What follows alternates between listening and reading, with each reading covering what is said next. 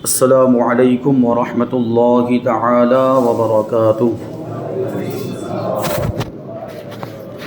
نحمده ونصلي ونسلم على رسوله الكريم اما بعد فاعوذ باللہ من الشیطان الرجیم بسم اللہ الرحمن الرحیم ان اللہ وملائکته یصلون علی النبی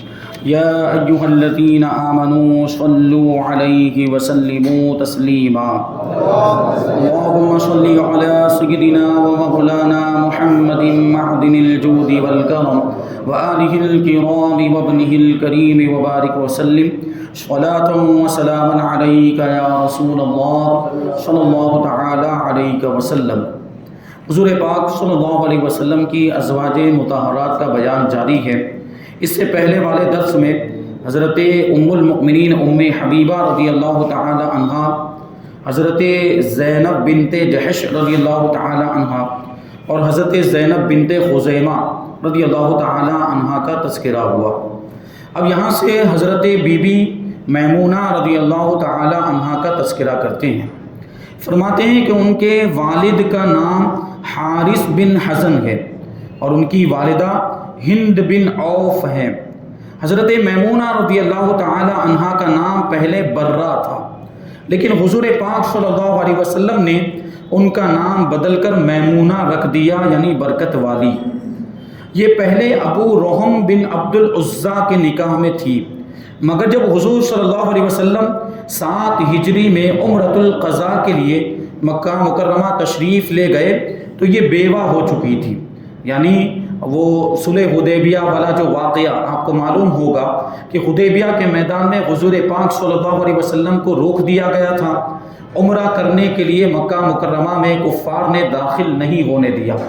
تو اس کے اگلے سال 7 ہجری میں حضور پاک صلی اللہ علیہ وسلم اسی عمرے کی قضا کرنے کے لیے مکہ مکرمہ تشریف لے گئے۔ تو حضرت بی بی میمونہ رضی اللہ تعالی عنہا اس وقت بیوہ ہو چکی تھی، ان کے شوہر کا انتقال ہو چکا تھا۔ حضرت عباس رضی اللہ تعالی عنہ نے ان کے بارے میں حضور پاک صلی اللہ علیہ وسلم سے گفتگو کی اور آپ نے ان سے نکاح فرما لیا، اور عمرۃ القضاء سے واپسی پر مقام شریف میں ان کو اپنی صحبت سے سرفراز فرمایا۔ حضرت میمونہ رضی اللہ تعالی عنہا کی سگی بہنیں 4 ہیں، جن کے نام یہ ہیں۔ پہلی ام الفضل لبابہ الکبریٰ، یہ حضور صلی اللہ علیہ وسلم کے چچا حضرت عباس رضی اللہ تعالی عنہ کی بیوی ہیں، اور حضرت عبداللہ ابن عباس رضی اللہ تعالی عنہما انہی کے شکم سے پیدا ہوئے تھے۔ تو اس اعتبار سے حضرت بی بی میمونہ رضی اللہ تعالی عنہا یہ حضرت عبداللہ ابن عباس رضی اللہ تعالی عنہ کی پھوپھی جان ہوئی، اور یہ رشتہ داری ہے حضور پاک صلی اللہ علیہ وسلم۔ تو یہ ایک بہن ہے۔ دوسری بہن لبابہ صغریٰ، یہ حضرت خالد بن ولید سیف اللہ رضی اللہ تعالی عنہ کی والدہ ہیں۔ اور تیسری بہن اسماء، یہ ابی بن خلف سے بیاہی گئی تھی۔ ابی بن خلف بہت بڑا دشمن اسلام تھا، لیکن انہوں نے حضرت اسماء رضی اللہ تعالی عنہ نے اسلام قبول کر لیا تھا، اور صحابیات میں ان کا شمار ہوتا ہے۔ اور چوتھی بہن ہے عزہ، یہ بھی صحابیہ ہیں جو زیاد بن مالک کے گھر میں تھی، ان کے نکاح میں تھی۔ حضرت میمونہ رضی اللہ تعالی عنہ کی ان سگی بہنوں کے علاوہ وہ بہنیں جو صرف ماں کی جانب سے ہیں وہ بھی 4 ہیں، جن کے نام یہ ہیں۔ پہلی حضرت اسماء بنت امیس، یہ پہلے حضرت جعفر ابن ابی طالب رضی اللہ تعالی عنہ کے گھر میں تھی۔ ان سے عبداللہ، عون اور محمد رضی اللہ عنہم 3 فرزند پیدا ہوئے۔ پھر جب حضرت جعفر رضی اللہ تعالی عنہ جنگ موطا میں شہید ہو گئے تو ان سے حضرت ابو بکر صدیق رضی اللہ تعالی عنہ نے نکاح کر لیا، اور ان سے محمد ابن ابو بکر رضی اللہ تعالی عنہما پیدا ہوئے۔ پھر حضرت ابو بکر صدیق رضی اللہ تعالی عنہ کی وفات کے بعد حضرت علی رضی اللہ تعالی عنہ نے ان سے عقد فرمایا، ان سے نکاح فرمایا، اور ان سے بھی ایک فرزند پیدا ہوئے جن کا نام یحییٰ تھا۔ حضرت دوسرے نمبر پہ حضرت سلمہ بنت امیس، یہ پہلے سید الشہداء حضرت حمزہ رضی اللہ تعالی عنہ کے نکاح میں آئیں، اور ان سے ایک صاحبزادی پیدا ہوئی جن کا نام امۃ اللہ تھا۔ حضرت حمزہ رضی اللہ تعالی عنہ کی شہادت کے بعد ان سے شداد بن ہاد رضی اللہ تعالی عنہ نے نکاح کر لیا، یہ صحابی رسول تھے۔ اور ان سے عبد الرحمن اور عبداللہ رضی اللہ عنہما، یہ 2 فرزند پیدا ہوئے۔ تیسری جو بہن ہے ماں شریک بہن، وہ سلامہ بنت امیس، ان کا نکاح عبداللہ بن کعب رضی اللہ تعالی عنہ سے ہوا تھا۔ اور چوتھی بہن ام المؤمنین حضرت زینب بنت خزیمہ رضی اللہ تعالی عنہ، جو ام المساکین کے لقب سے مشہور ہیں، جن کا ذکر خیر اس سے پہلے گزرا۔ حضرت میمونہ رضی اللہ تعالی عنہ کی والدہ ہند بنت عوف کے بارے میں عام طور پر یہ کہا جاتا تھا کہ دامادوں کے اعتبار سے روئے زمین پر کوئی بڑھیا ان سے زیادہ خوش نصیب نہیں ہوئی۔ یعنی کیسی کیسی عظیم شخصیات ان کے داماد بنے ہیں۔ تو ابھی آپ نے اوپر سنا تو فرماتے کہ ان کے دامادوں کی فہرست میں مندرجہ ذیل ہستیاں ہیں رسول پاک صلی اللہ علیہ وسلم، آپ کے داماد حضرت ہند بن عوف کے داماد حضرت ابو بکر، حضرت علی، حضرت حمزہ، حضرت عباس اور حضرت شداد بن ہار، یہ سب کے سب بزرگوار ہند بن عوف رضی اللہ تعالی عنہ کے داماد ہیں۔ یہ ان کو فضیلت حاصل ہوئی کہ ایسی عظیم شخصیتیں ان کے داماد بنے ہیں۔ حضرت بی بی میمونہ رضی اللہ تعالی عنہا سے کل 76 حدیثیں مروی ہیں، جن میں سے 7 حدیثیں ایسی ہیں جو بخاری اور مسلم دونوں کتابوں میں موجود ہیں، اور ایک حدیث صرف بخاری میں ہے، اور ایک حدیث ایسی ہے جو صرف مسلم میں ہے، اور باقی حدیثیں احادیث کی دوسری کتابوں کے اندر موجود ہے، کیونکہ بخاری اور مسلم کو بہت بڑا مرتبہ حاصل ہے حدیثوں کی کتابوں میں، تو بخاری اور مسلم میں کسی حدیث کا ہونا یہ بہت بڑی بات ہوتی۔ یہ حضور پاک صلی اللہ علیہ وسلم کی آخری زوجہ مبارکہ ہیں۔ ان کے بعد حضور اقدس صلی اللہ علیہ وسلم نے کسی دوسری عورت سے نکاح نہیں فرمایا، حضرت بی بی میمونہ کے بعد۔ ان کے انتقال کے سال میں مؤرخین کا اختلاف ہے، مگر قول مشہور یہ ہے کہ انہوں نے 51 ہجری میں مقام صرف میں وفات پائی، جہاں رسول اللہ صلی اللہ علیہ وسلم نے ان سے زفاف فرمایا تھا، یعنی جہاں حضور سے ان کا نکاح ہوا تھا، اور وہیں پہ حضور پاک صلی اللہ علیہ وسلم نے ان کو صحبت سے سرفراز فرمایا تھا، اسی مقام میں حضرت بی بی میمونہ کی وفات بھی ہوئی۔ ابن سعد نے واقدی سے نقل کیا ہے کہ انہوں نے 61 ہجری میں وفات پائی، اور ابن اسحاق کا قول ہے کہ 63 ہجری میں ان کا انتقال ہوا، ان کے انتقال کا سال ہے۔ ان کی وفات کے وقت ان کے بھانجے حضرت عبداللہ ابن عباس رضی اللہ تعالی عنہما موجود تھے، اور انہوں نے ہی آپ کی نماز جنازہ پڑھائی اور ان کو قبر میں اتارا۔ محدث عطا کا بیان ہے کہ ہم لوگ حضرت عبداللہ ابن عباس رضی اللہ تعالی عنہما کے ساتھ حضرت بی بی میمونہ رضی اللہ تعالی عنہما کے جنازے میں شریک تھے۔ جب جنازہ اٹھایا گیا تو حضرت عبداللہ ابن عباس رضی اللہ تعالی عنہما نے بآواز بلند فرمایا کہ اے لوگو، یہ رسول اللہ صلی اللہ علیہ وسلم کی بیوی ہیں، تم لوگ ان کے جنازے کو بہت آہستہ آہستہ لے کر چلو، اور ان کی مقدس لاش مبارک کو نہ جھنجھوڑو، یعنی اس کو حرکت نہ دو، بلکہ ادب و احترام کے ساتھ لے کر چلو۔ حضرت یزید بن اسم رضی اللہ تعالی عنہ کہتے ہیں کہ ہم لوگوں نے حضرت بی بی میمونہ رضی اللہ تعالی عنہا کو مقام صرف میں اسی چھپر کی جگہ میں دفن کیا جس میں رسول اللہ صلی اللہ علیہ وسلم نے ان کو پہلی بار اپنی قربت سے سرفراز فرمایا تھا، یعنی وہ خیمہ نما وہاں پہ بنا ہوا تھا، ایک جھونپڑی بنی ہوئی تھی، اور اسی میں حضور پاک صلی اللہ علیہ وسلم کے ساتھ حضرت بی بی میمونہ کا نکاح ہوا تھا۔ آپ کی وفات کے بعد اسی جگہ پر آپ کو دفن کیا گیا، اور وہیں پر آج آپ کی قبر مبارک بھی موجود ہے۔ یہ حضور پاک صلی اللہ علیہ وسلم کی مقدس زوجہ محترمہ۔ اب آگے حضرت جویریہ رضی اللہ تعالی عنہ، یہ قبیلہ بنی مستلق کے سردار اعظم حارث بن زرار کی بیٹی ہے، قبیلے کے سردار کی بیٹی۔ تو قبیلے کے سردار کا ویسے ہی بہت بڑا مرتبہ ہوتا ہے، قبیلے کا سردار قوم میں بہت شریف مانا جاتا ہے، بڑا مانا جاتا ہے، تو اس خاندان سے تعلق رکھنے کی وجہ سے وہ سردار کی اولاد کا بھی بڑا مرتبہ ہوتا ہے۔ تو حضرت بی بی جویریہ رضی اللہ تعالی عنہ یہ قبیلہ بنی مستلق کے سردار کی بیٹی تھی۔ غزوہ مریسی میں جو کفار مسلمانوں کے ہاتھوں میں گرفتار ہو کر قیدی بنائے گئے تھے، انہی قیدیوں میں حضرت جویریہ رضی اللہ تعالی عنہ بھی تھی، یعنی ان کو بھی قیدی بنا کر لایا گیا۔ جب قیدیوں کو لونڈی غلام بنا کر مجاہدین پر تقسیم کر دیا گیا تو حضرت جویریہ رضی اللہ تعالی عنہ حضرت ثابت بن قیس رضی اللہ تعالی عنہ کے حصے میں آئی، کیونکہ جو قیدی بنائے جاتے تھے پھر وہ مال غنیمت بن جاتے تھے، یعنی سونا چاندی روپیہ پیسہ جو کچھ بھی آیا، گھوڑے جانور ہتھیار کھانے پینے کا سامان، اور اسی طرح اگر انسان قیدی بنا کر لائے جاتے تو ان کو لونڈی غلام بنا دیا جاتا تھا اور پھر ان کو مجاہدین میں تقسیم کر دیا جاتا تھا۔ جس طریقے سے دوسرا مال یہ سونا چاندی اور گھوڑے اونٹ وغیرہ اور ہتھیار وغیرہ یہ مجاہدین میں تقسیم ہوتے تھے، اسی طرح جو قیدی ہوتے تھے ان کو بھی مجاہدین میں تقسیم کر دیا جاتا تھا۔ یہی اس زمانے کا رواج تھا اور یہی اس زمانے میں عرف تھا اور یہ طریقہ رائج تھا، یعنی کفار بھی اگر مسلمانوں کو قیدی بناتے تھے تو وہ بھی ان کے ساتھ ایسا سلوک کرتے تھے، بلکہ کفار تو اور زیادہ بدتر سلوک کرتے تھے، بسا اوقات مسلمان قیدیوں کو وہ قتل بھی کر دیا کرتے تھے۔ بہرحال یہاں پر تو یہ ہوا کہ یہ جو لونڈی غلام تھے ان کو مجاہدین میں تقسیم کر دیا، تو حضرت جویریہ رضی اللہ تعالی عنہ حضرت ثابت بن قیس رضی اللہ تعالی عنہ کے حصے میں آئی۔ تو حضرت ثابت بن قیس نے حضرت جویریہ رضی اللہ تعالی عنہ سے مکاتبت کر لی۔ مکاتبت کا مطلب کیا ہوتا ہے؟ یعنی انہوں نے یہ لکھ کر دے دیا کہ تم اتنی رقم مجھے لا کر دے دو تو میں تم کو آزاد کر دوں گا، یہی مکاتب کا مطلب ہوتا ہے۔ حضرت جویریہ رضی اللہ تعالی عنہ بارگاہ رسالت میں حاضر ہوئیں اور عرض کیا کہ یا رسول اللہ صلی اللہ تعالی علیہ وسلم،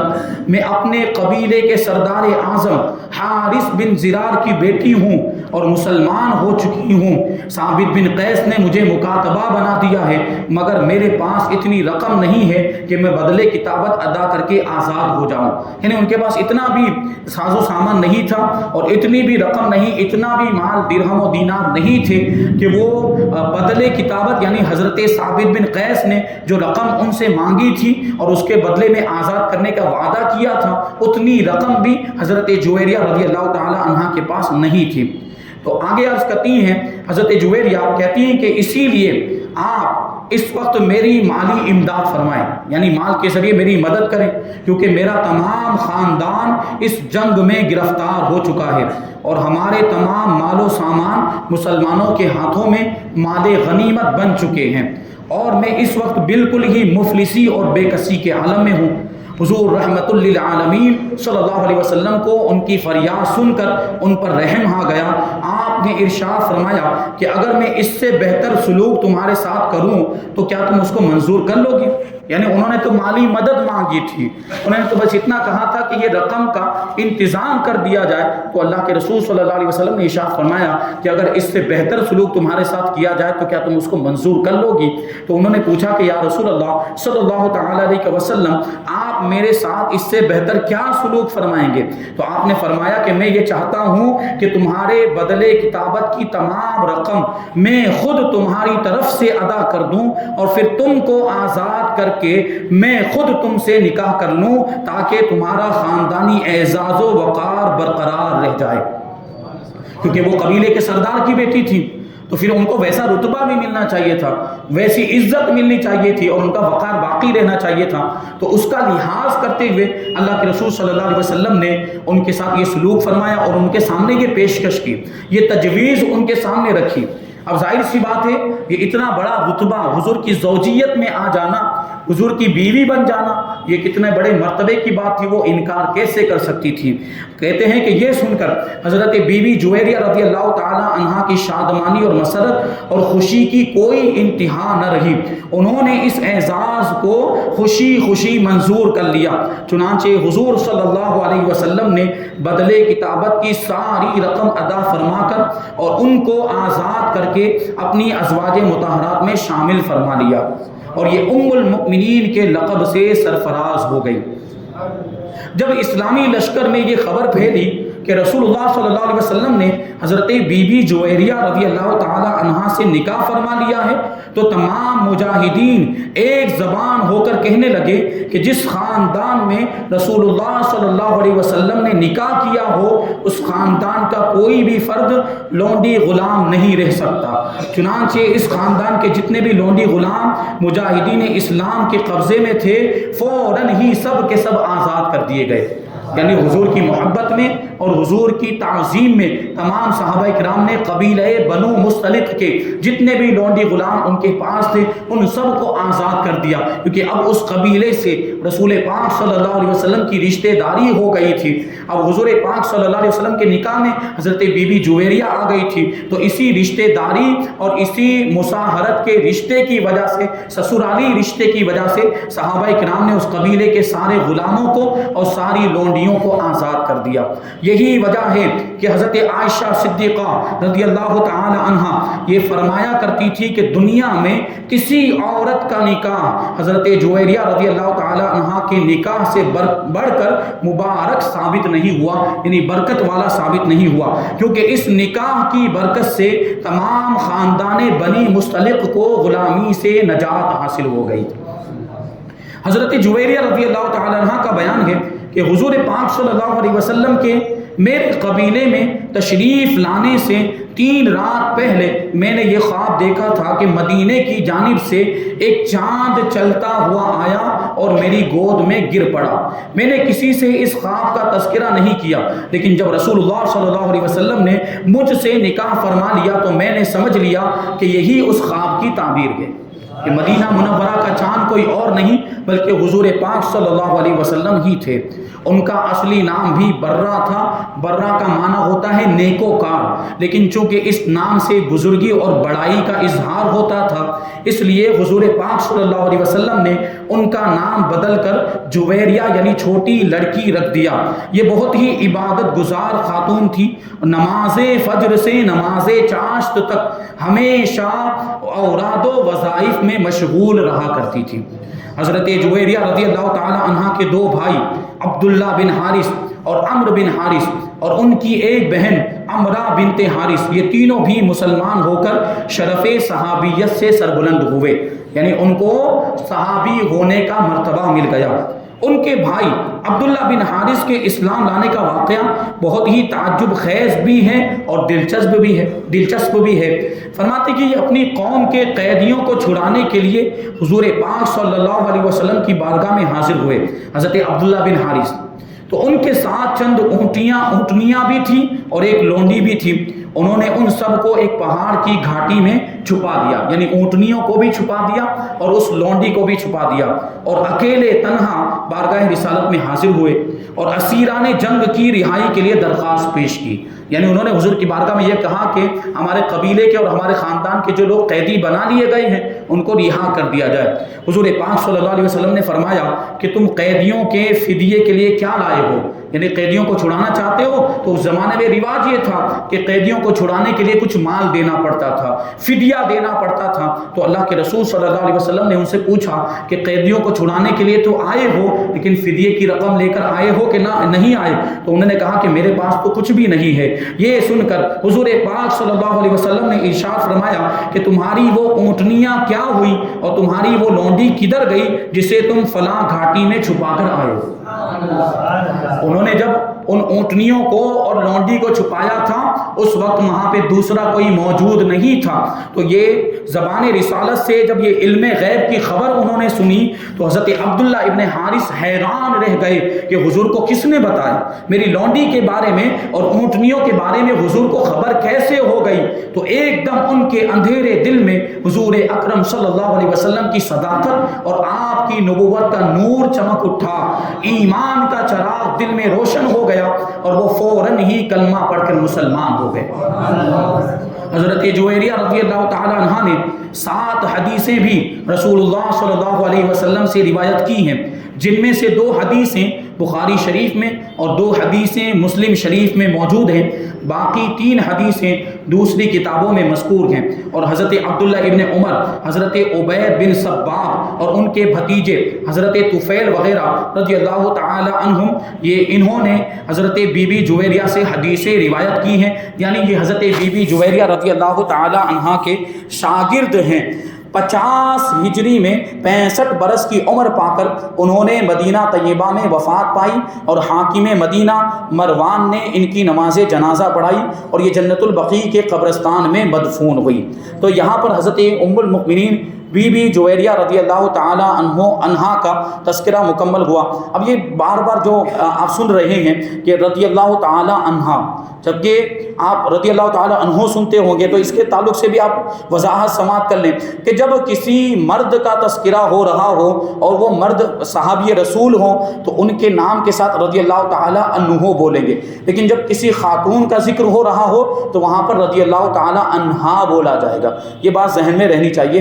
اور اب یہاں پر حضرت صفیہ رضی اللہ تعالی عنہا کا بیان انشاءاللہ تبارک و تعالی اس کو ہم آئندہ درس میں شامل کریں گے۔ حضرت صفیہ رضی اللہ تعالی عنہا، یہ ان ازواج مطہرات کے بیان میں آخر میں ان کا تذکرہ کریں گے، اور پھر حضور پاک صلی اللہ علیہ وسلم کی مقدس باندیاں، یعنی ازواج مطہرات کے علاوہ، بیویوں کے علاوہ حضور کے پاس کچھ باندیاں بھی تھیں، ان کا بھی ذکر انشاءاللہ تبارک و تعالی ہم آئندہ درس میں شامل کریں گے۔ اللہ تبارک و تعالی کی بارگاہ میں دعا ہے کہ جو کچھ بھی بیان ہوا اس پر ہم سب کو عمل کرنے کی توفیق عطا فرمائے۔ حضور کے اہل بیت، حضور کی ازواج مطہرات، حضور کے متعلقین سے ہم سب کو محبت کرنے کی توفیق عطا فرمائے۔ وما علینا الا البلاغ۔